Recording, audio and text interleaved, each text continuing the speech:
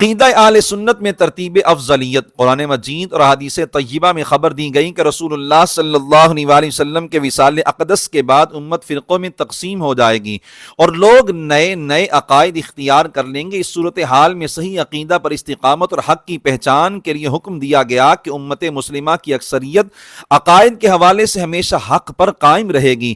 چنانچہ مسلمانوں پر لازم ہے کہ اکثریت کے نظریات اختیار کریں اور فرقوں سے بچیں۔ یہ بات بھی واضح ہے کہ ہر دور میں امت مسلمہ کی اکثریت اہل سنت و جماعت ہی رہی اور رہے گی۔ اہل سنت و جماعت کا ہمیشہ سے اس بات پر اتفاق و اجماع رہا ہے کہ نمبر 1، پوری مخلوق میں سب سے زیادہ قرب و فضیلت اور عزت و وجاہت ہمارے آقا کریم صلی اللہ علیہ وآلہ وسلم کو عطا ہوئی ہے۔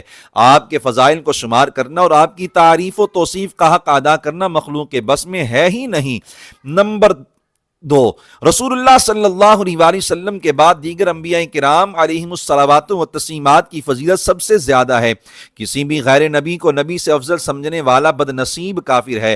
نمبر 3، انبیاء کرام علیہم السلام کے بعد مقرب فرشتے علیہم الصلوات و تسلیمات سب سے زیادہ معزز ہیں۔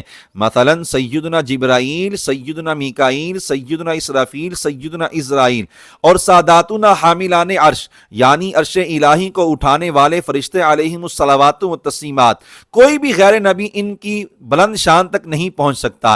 نمبر 4، ان کے بعد بارگاہ الہی میں سب سے بڑا رتبہ سرور عالم صلی اللہ علیہ وآلہ وسلم کے خلفائے راشدین علیہم الرضوان کو ترتیب خلافت کے مطابق حاصل ہے، یعنی انبیاء کرام علیہم الصلوات و تسلیم کے بعد انسانوں میں سب سے اونچا مقام خلیفہ اول سیدنا ابوبکر صدیق رضی اللہ عنہ کا ہے، پھر خلیفہ ثانی سیدنا عمر فاروق رضی اللہ عنہ کا، پھر خلیفہ ثالث سیدنا عثمان غنی رضی اللہ عنہ کا، پھر خلیفہ رابع سیدنا علی مرتضی رضی اللہ عنہ کا۔